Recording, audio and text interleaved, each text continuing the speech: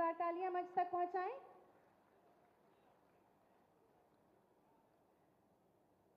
लाभार्थियों से व्यक्तिगत रूप से वार्ता करते हुए माननीय मुख्यमंत्री जी, नीतू, आप सभी देख सकते हैं कि एक अभिभावक की भांति माननीय मुख्यमंत्री जी सभी लाभार्थियों से ये कंफर्म कर रहे हैं कि उनको आवास मिल गए या नहीं। जोरदार तालियां मंच तक पहुंचाएं।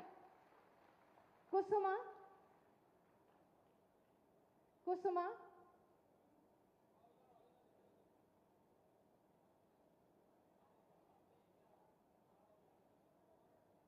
आप सभी जोरदार तालियों से इन हमारे लाभार्थियों को शुभकामनाएं प्रेषित करें। लगातार तालियां बजाएं।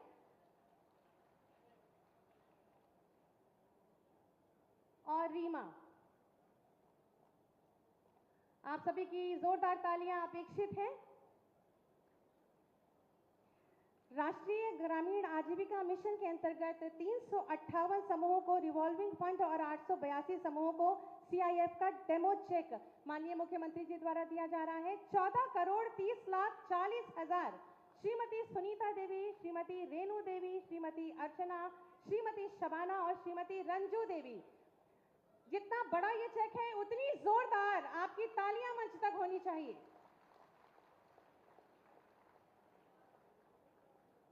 और सीएम युवा उद्यमी योजना के लाभार्थियों को डेमो चेक माननीय मुख्यमंत्री जी द्वारा। सबसे पहले अहिल्या राणा जी, गुड़ उत्पाद के लिए आपको 5 लाख रुपए का चेक। वैशाली दिवाकर जी, आरओ वाटर प्लांट संचालित करने के लिए आपको 5 लाख रुपए का चेक। आपकी जोरदार तालियां अपेक्षित हैं। हिमांशु जायसवाल, इलेक्ट्रॉनिक्स के काम के लिए आपको 5 लाख रुपए का ऋण मंच के माध्यम से दिया जा रहा है। जोरदार तालियां आप सभी की। Vineet Kumar Patel ji, electricals and electronic goods repair shop के लिए आपको 4,38,000 का चेक। और रचित अग्रवाल जी, आर्किटेक्चरल सर्विसेज के लिए 5 लाख रुपए का चेक। बिजुआ और पलिया ब्लॉक के हमारे कुछ नागरिक, कुछ किसान भाई हैं जो माननीय मुख्यमंत्री जी का आभार व्यक्त करना चाहते हैं। उनको मंच पर आमंत्रित करूंगी, मंच के अग्रभाग पर आए। बिजुआ और पलिया ब्लॉक माननीय मुख्यमंत्री जी की प्रेरणा और दिशा निर्देशन में पलिया में बाढ़ नियंत्रण की अभिनव पहल की गई है। हमारे किसान भाई प्रसन्न हैं, आश्वस्त हैं कि अब बाढ़ में उनके आवास नहीं डूबेंगे, उनके खेत नहीं कटेंगे, उनकी रोजी रोटी के साधन यानी कि खेत बने रहेंगे, उनके बच्चे पढ़ेंगे, बढ़ेंगे और प्रतिदिन समय पर विद्यालय जाएंगे, उनकी यातायात सुगम होगी, उनका जनजीवन अब बाढ़ के प्रभावित होने से मुक्त होने जा रहा है। ये सभी माननीय मुख्यमंत्री जी का आभार व्यक्त कर रहे हैं। आप सब भी आभार स्वरूप जोरदार तालियां मंच तक पहुंचाएं। माननीय मुख्यमंत्री जी का बहुत बहुत आभार।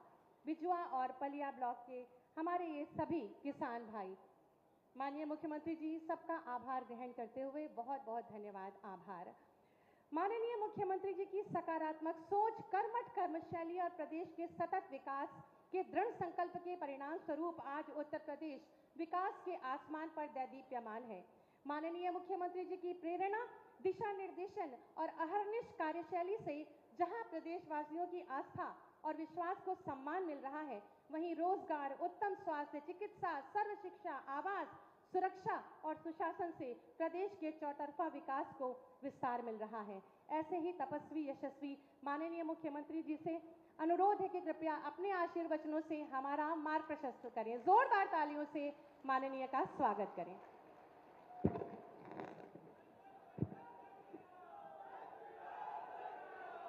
भारत माता की, भारत माता की, भारत माता की।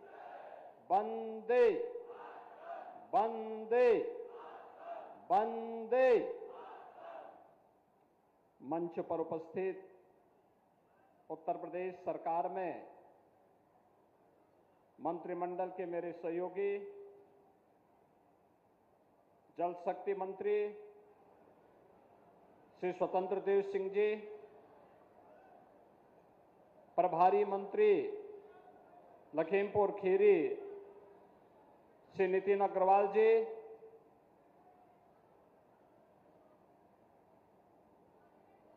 माननीय विधायकगण, इस क्षेत्र के लोकप्रिय विधायक श्री रोमी साहनी जी,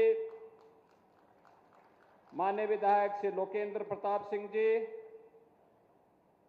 माननीय विधायक गण सेमिन कमन गिरी जी, योगेश वर्मा जी, श्रीमती मंजू त्यागी जी, श्री शशांक वर्मा जी, श्री विनोद शंकर अवस्थी जी, श्री सौरभ सिंह सोनो जी, भारतीय जनता पार्टी के जिला के अध्यक्ष श्री सुनील सिंह जी, नरेंद्र सिंह जी, जिला प्रभारी श्री वासुदेव मौर्य जी, नगर पालिका पलिया के अध्यक्ष श्रीमती लक्ष्मी देवी गुप्ता जी, नगर पालिका गोला के अध्यक्ष श्री विजय शुक्ला जी, प्रमुख पलिया श्री वीरेंद्र कुमार शुक्ला जी, प्रमुख निगासन श्री अमनदीप सिंह जी, नगर पंचायत मैलानी के अध्यक्ष श्रीमती कीर्ति माहेश्वरी जी, हरप्रीत सिंह जी, मंच पर उपस्थित भारतीय जनता पार्टी के सभी पदाधिकारीगण और आज लखीमपुर खीरी के पलिया, निघासन आदि क्षेत्रों की बाढ़ की समस्या के समाधान के उद्देश्य से आयोजित आज की सभा में उपस्थित बहनों और भाइयों, मैं सबसे पहले पहलगांव में भारत के उन पर्यटकों पर जो देश के अलग अलग राज्यों से जाकर के एक भारत श्रेष्ठ भारत की तर्ज पर कश्मीर से कन्याकुमारी के प्रधानमंत्री मोदी जी के अभियान के साथ जुड़कर कार्य कर रहे थे, कायराना आतंकी हमले की निंदा करते हुए उत्तर प्रदेश वासियों की ओर से उन सभी परिवारजनों के प्रति जिन्होंने अपने परिवार के सदस्यों को खोया है, उनके प्रति अपनी संवेदना व्यक्त करते हुए दिवंगत आत्माओं के प्रति विनम्र श्रद्धांजलि अर्पित करता हूं। बहनों और भाइयों, सभ्य समाज में आतंकवाद के लिए कोई जगह नहीं हो सकती, अराजकता के लिए कोई जगह नहीं हो सकती। भारत सरकार की सुरक्षा, सेवा और सुशासन का जो मॉडल है वह विकास पर आधारित है, गरीब कल्याण पर आधारित है और सबकी सुरक्षा पर आधारित है। लेकिन अगर कोई सुरक्षा में सेंध लगाने का दुस्साहस करेगा तो उसके लिए जीरो टॉलरेंस की नीति के तहत उसको जिस भाषा में समझेगा उस भाषा में उसका जवाब देने के लिए आज ये नया भारत तैयार है। प्रधानमंत्री मोदी जी के नेतृत्व में ये नया भारत किसी को छेड़ता नहीं, लेकिन अगर किसी ने छेड़ा है तब उसको छोड़ेगा भी नहीं।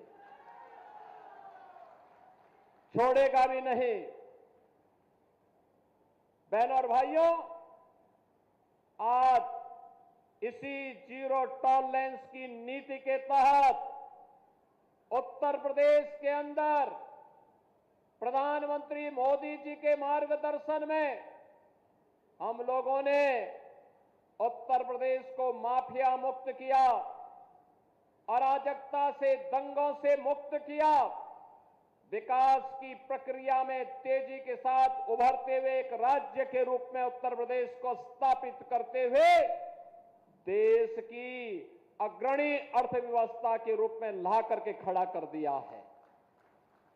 अब उत्तर प्रदेश के नौजवानों के सामने पहचान का संकट नहीं है। अब उत्तर प्रदेश देश के अंदर आधुनिक इंफ्रास्ट्रक्चर का प्रदेश है।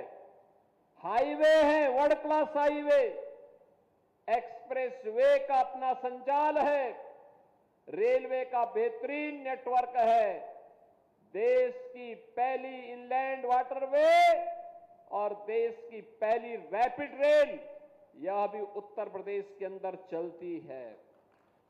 सर्वाधिक शहरों में मेट्रो का संचालन उत्तर प्रदेश के अंदर हो रहा है। चाहे वह बाढ़ की समस्या हो या बीमारी की स्थायी समस्या का समाधान, आज नए भारत का नया उत्तर प्रदेश इन समस्याओं का समाधान बखूबी करने के लिए आगे बढ़ा है। और बहनों और भाइयों, उसी क्रम में मैं गत वर्ष यहां आया था। मुझे उस समय दुख हो रहा था जब मैं पलिया क्षेत्र में, निगासन क्षेत्र में बाढ़ की समस्या से जूझते हुए लोगों को देख रहा था। और तब मैंने रोमी साहनी जी को बोला था, तब मैंने शशांक वर्मा को भी कहा था, तब मैंने यहां पे प्रभात वर्मा जी को भी कहा था। मैंने कहा चिंता मत करिए, इसकी अस्थायी समाधान का रास्ता हम लोग निकालेंगे। और आज मुझे प्रसन्नता है कि इन जनप्रतिनिधियों के सहयोग से जल शक्ति विभाग शारदा नदी में बाढ़ की समस्या का स्थायी समाधान के लिए उसे चैनलाइज करने जा रहा है। किसान का खेत भी नहीं जाएगा, खेत भी बचेगा और बाढ़ से बस्ती भी बचेगी। हमेशा का समाधान का रास्ता निकालने के लिए आपने देखा होगा 7 किलोमीटर का एक लंबा चैनल बनाने का कार्य हो रहा है। मुझे अप्रैल प्रथम सप्ताह में आना था, लेकिन मैंने इसीलिए उस समय कहा कि चलो पहले काम प्रारंभ करने दो। और मुझे अच्छा लगा कि यह कार्य आज तेजी के साथ आगे बढ़ गया है। उस समय यहां पर जल शक्ति मंत्री श्री स्वतंत्र देव सिंह जी आए थे, प्रभारी मंत्री आए थे, रोमी साहनी जी और अन्य जनप्रतिनिधिगण आए थे। और आज मुझे अच्छा लगा कि ये कार्य तेजी के साथ आगे बढ़ रहा है। बहनों और भाइयों, सरकार जो पैसा खर्च करती है, ये सरकार के अपने पास का पैसा नहीं है, मुख्यमंत्री के पास का पैसा नहीं है, मंत्री के पास का पैसा नहीं है। यह पैसा है जनता जनार्दन का, टैक्स के द्वारा अर्जित पैसा। इसका सदुपयोग होना चाहिए। इसके लिए पहले हमारे सामने प्रस्ताव आया था 180 करोड़ रुपए की लागत से एक तटबंध बनाया जाए। तो मैंने कहा तटबंध से क्या होगा? कहा जमीन जाएगी किसानों की। तो मैंने कहा मिट्टी का तटबंध कितने दिन तक? शारदा नदी में 3 लाख क्यूसिक वाटर आएगा, कैसे वो मिट्टी का तटबंध रोक पाएगा? ये समस्या का समाधान नहीं। नदी को चैनलाइज करिए, ड्रेजर मंगाइए, एक साथ नदी को चलने का रास्ता दीजिए, बाढ़ की समस्या का समाधान होगा। और मुझे अच्छा लगा कि काम अब प्रारंभ हो चुका है। अब मेरा मानना है, मैंने कह दिया है 180 करोड़ रुपए का काम अगर मात्र 22 करोड़ में हो सकता है तो इस कार्य को हर हाल में 10 जून तक कंप्लीट कर दीजिए। उसके बाद जब मानसून आएगी तो मानसून में पानी अब पलिया और निगासन की तरफ या लखीमपुर खीरी की तरफ नहीं जाएगा। ये पानी सीधे बहते हुए आगे घाघरा नदी में, जब सरयू जी में, जब शारदा नदी में मिलती है तो आगे बढ़ते हुए कारवां आगे बढ़ जाएगा। बहनों और भाइयों, 3-3.25 लाख क्यूसिक वाटर बरसात में शारदा नदी में आता है। लेकिन चैनलाइज अगर हम कर देंगे, वो बिखरेगा नहीं, छितरेगा नहीं, अपने रास्ते तय करते हुए आगे बढ़ जाएगा। किसान की फसल भी बचेगी, उसकी खेती भी बचेगी, उसका घर भी बचेगा और वह स्वयं भी सुरक्षित होगा। जल जमाव से खेती बाड़ी के साथ साथ पशुधन भी बचेगा और बाढ़ के कारण जन और धन की होने वाली हानि, चाहे वह किसान का हो चाहे वह सरकार का हो, इसकी भी बचत होगी। और उसी को बचत करने के लिए योजना आज हम सब यहां पर लेकर के आए हैं। बहनों और भाइयों, आज लखीमपुर विकास की नई ऊंचाइयों को प्राप्त कर रहा है। मुझे प्रसन्नता है कि अब तो लखीमपुर खीरी में मेडिकल कॉलेज का निर्माण भी हो गया है। मेडिकल कॉलेज लखीमपुर खीरी में कोई सोचता था, आज से 7 साल पहले सपना था, आज ये हकीकत है। आज हम जा रहे हैं, अभी सोहेली नदी के ड्रेजिंग के कार्य को भी देखेंगे, जिसके बारे में रोमी जी कह रहे थे। लखीमपुर खीरी में दुधवा नेशनल पार्क भी है। यहां के माध्यम से पर्यटन की संभावना को आगे बढ़ने के लिए अभी हमारी एक बैठक होने जा रही है। मैंने पर्यटन मंत्री को भी और वन मंत्री को भी बुलाया है। और लखीमपुर खीरी में भी एक एयरपोर्ट हो। एयरपोर्ट लखनऊ में ही क्यों होगा, एयरपोर्ट लखीमपुर खीरी में भी हो। इसके लिए हम लोग आए हैं आज देखने के लिए। लखीमपुर खीरी में यह भी काम होगा और इसके लिए हमने पैसा भी दिया है। लेकिन एयरपोर्ट सोहेली नदी से और अन्य जल प्लावन की स्थिति से बचे, आज उन कार्यों का भी हम निरीक्षण करने के लिए यहां पर आए हैं। और बहनों और भाइयों, आप तो जानते हैं डबल इंजन की सरकार की शीर्ष प्राथमिकता में अन्नदाता किसान भी है, युवा भी है और देश की आधी आबादी हमारी बहन और बेटियां भी है। अन्नदाता किसान के कर्ज की माफी की शुरुआत से सरकार प्रारंभ हुई थी। आज प्रधानमंत्री मोदी जी की कृपा से प्रधानमंत्री किसान सम्मान निधि का लाभ हर अन्नदाता किसान को उपलब्ध करवाया जा रहा है।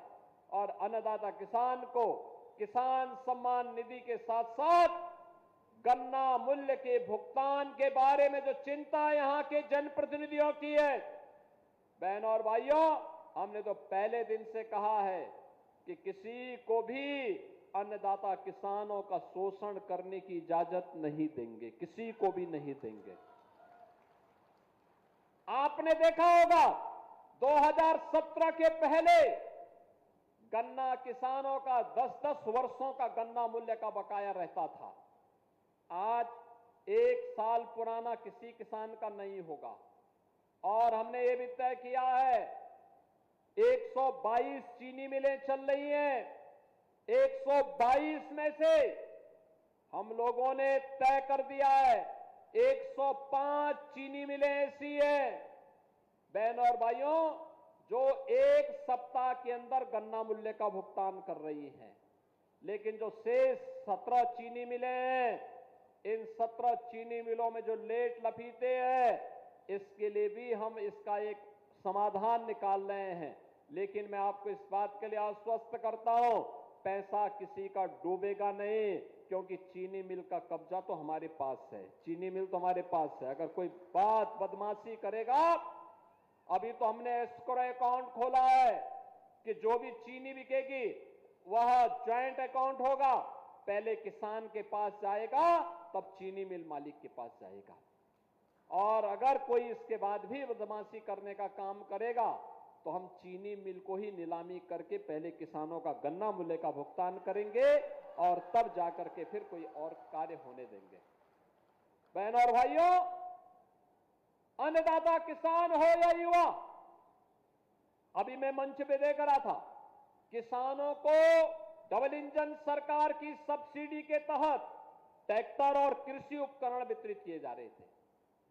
और साथ साथ एक तरफ अन्नदाता किसानों को ये सुविधा और दूसरी तरफ युवाओं के लिए सीएम युवा उद्यमी योजना के अंतर्गत 5 लाख रुपए तक का ऋण, ब्याज मुक्त ऋण है। ब्याज मुक्त ऋण, उनके ट्रेनिंग की व्यवस्था और बिना गारंटी के उनको ऋण उपलब्ध करा करके नया उद्यम स्थापित कर सकता है। यह सीएम युवा उद्यमी स्कीम के अंतर्गत यहाँ के नौजवानों को भी वह ऋण उपलब्ध करवाने का कार्य यहाँ पर किया जा रहा था। और आपने ये भी देखा होगा कि महिला स्वयंसेवी समूह को धनराशि देकर के प्रधानमंत्री मोदी जी के विजन के अनुरूप उन्हें लखपति दीदी बनाने के कार्यक्रम के साथ जोड़ा जा रहा है। यानी ये सभी कार्यक्रम प्राथमिकता के आधार पर बिना भेदभाव के हो रहा है। लेकिन बहनों और भाइयों, आपने देखा होगा, जो लोग विकास नहीं चाहते, जो लोग विकास के विरोधी हैं, जो महिला विरोधी हैं, जो युवा विरोधी हैं, जो अन्नदाता किसान के विरोधी हैं, जब इन्हें शासन करने का अवसर मिला था, इन्होंने किसानों को आत्महत्या करने के लिए मजबूर किया था, युवाओं को प्लान करने के लिए मजबूर किया था, और पेशेवर गुंडे और माफियाओं को बहन और बेटी और व्यापारियों के साथ सुरक्षा पर सेंध लगा करके उनके जीवन के साथ खिलवाड़ करने का काम किया था। आज बेटी भी सुरक्षित है, व्यापारी भी सुरक्षित है। युवा के सामने पहचान का संकट नहीं है। हमारे अन्नदाता किसान आत्महत्या नहीं कर सकता, क्योंकि शासन उनके द्वार पर है, उनकी सुरक्षा के लिए पूरी मजबूती के साथ काम कर रहा है। और इसलिए हताश और निराश विपक्ष अब जाति के नाम पर समाज के ताने बाने को छिन्न भिन्न करने पर उतारू हो रखा है। आपने देखा होगा, ये समाजवादी पार्टी हो या कांग्रेस, अब ये जाति के नाम पर समाज को बांट रहा है। आपने देखा होगा किस तरीके की राजनीति कर रहे हैं। इन लोगों की राजनीति, एक तरफ छत्रपति शिवाजी महाराज का अपमान करते हैं और औरंगजेब का महिमा मंडन ये लोग करते हैं। औरंगजेब जैसा क्रूर बादशाह इतिहास में नहीं हुआ। औरंगजेब के बारे में कहते हैं कि वह प्रतिदिन एक मन जनेऊ तोल करके लेता था, हिंदुओं पर जजिया कर लगाता था, मंदिरों को तोड़ने का काम उसने किया था। ये समाजवादी पार्टी उस क्रूर औरंगजेब का महिमा मंडन करती है। ये समाजवादी पार्टी राणा सांगा का अपमान करती है और बाबर जैसे आक्रांता का महिमा मंडन करती है, जिस बाबर ने अयोध्या में राम जन्मभूमि पर हमला करके राम मंदिर को तोड़ने का काम किया था। ये समाजवादी पार्टी उस बाबर का महिमा मंडन करती है। और ये समाजवादी पार्टी, याद करिए 2 वर्ष पहले जब पूरे देश के अंदर प्रधानमंत्री मोदी जी के नेतृत्व में रन फॉर यूनिटी का कार्यक्रम चल रहा था, लौह पुरुष सरदार वल्लभ भाई पटेल जी की जयंती के कार्यक्रम के साथ पूरा देश जुड़ा हुआ था। समाजवादी पार्टी के मुखिया उस समय जिन्ना का महिमा मंडन कर रहे थे। बहन और भाइयों, ये लोग राणा सांगा का अपमान करेंगे, छत्रपति शिवाजी महाराज का अपमान करेंगे, लौह पुरुष सरदार वल्लभ भाई पटेल का अपमान कर रहे हैं, बाबा साहब भीमराव अंबेडकर का अपमान कर रहे हैं। आपने देखा होगा, इस समाजवादी पार्टी की सरकार के समय बाबा साहब भीमराव अंबेडकर के नाम पर बने हुए मेडिकल कॉलेज का नामकरण इन्होंने बदल करके उसका नामकरण अपने परिवार के सदस्यों के नाम पर करने जा रहे थे। तब तक सरकार चली गई उनकी, और हमारी सरकार आई। हम लोगों ने फिर से कन्नौज मेडिकल कॉलेज का नामकरण बाबा साहब भीमराव अंबेडकर जी के नाम पर फिर से किया है। बहन और भाइयों, आज के इस अवसर पर मैं आप सबसे इस बात के लिए कहने के लिए आया हूं, भारतीय जनता पार्टी आपकी सुरक्षा के लिए, आपके स्वावलंबन के लिए, आपकी सेवा के लिए, गरीबों के कल्याण के लिए पूरी प्रतिबद्धता के साथ कार्य कर रही है। ये जो अभियान चल रहा है, हमें बाढ़ से बचाव का स्थायी समाधान चाहिए। इस जैसे ही शारदा नदी में चैनलाइजिंग का पूरा कार्य हो जाएगा, जैसे नदी को चैनलाइज करने में हमें मदद पूरी सफलता प्राप्त होगी, 400 गांव बाढ़ से जो प्रभावित होते हैं उन लोगों को इससे राहत मिलेगी। 2.5 लाख की आबादी इससे राहत महसूस करेगी। 10,000 हेक्टेयर भूमि इससे बाढ़ से बचाव में मदद मिलेगी और इतने बड़े कार्यक्रम के लिए आज मैं आपके बीच में यहां पर आया हूं। मैं धन्यवाद दूंगा रोमी साहनी जी को, मैं धन्यवाद दूंगा यहां के जनप्रतिनिधियों को, सभी माननीय विधायकों को, जिन्होंने लग करके इस बाढ़ की समस्या के स्थायी समाधान का रास्ता निकालने में सरकार की मदद की है और आज हम सब आपके बीच आए हैं। मैं एक बार फिर से इस कार्य के लिए आपको बधाई देता हूं। अक्षय तृतीया आने वाली है, 30 अप्रैल को भगवान परशुराम की पावन जयंती का दिन भी है और अक्षय तृतीया तो हमारे सनातन धर्म में एक पवित्र तिथि के रूप में मानी गई है। यानी अक्षय यानी जिसका क्षय नहीं होता है, धन धान्य से हमारा घर और परिवार परिपूर्ण हो, फसल आने की खुशी में हर परिवार में कितनी खुशी होती है, यह इस बार भी देखने को मिला है। मैंने देखा अन्नदाता किसानों में, जब पिछली बार मैं आया था पीएलए प्लांट और गोला गोकर्णनाथ में भगवान शिव के छोटी काशी में अमनगिरी के आमंत्रण पर मैं आया था। भव्य कॉरिडोर बनने जा रहा है। बहनों और भाइयों, काशी की तर्ज पर छोटी काशी में भी अब एक कॉरिडोर बनकर के बाबा गोला गोकर्णनाथ का पावन पर्यटन स्थल के रूप में लाखों की संख्या में श्रद्धालु जनों को, पर्यटकों को अपनी ओर आकर्षित करने का एक कार्य होगा। और मैं कह सकता हूं, जब गोला गोकर्णनाथ का विकास होगा, दुधवा का विकास होगा, तो जहां खतरा है वहां क्यों जाएंगे लोग? यहां आकर के देखेंगे ना, भगवान का भी दर्शन लेंगे।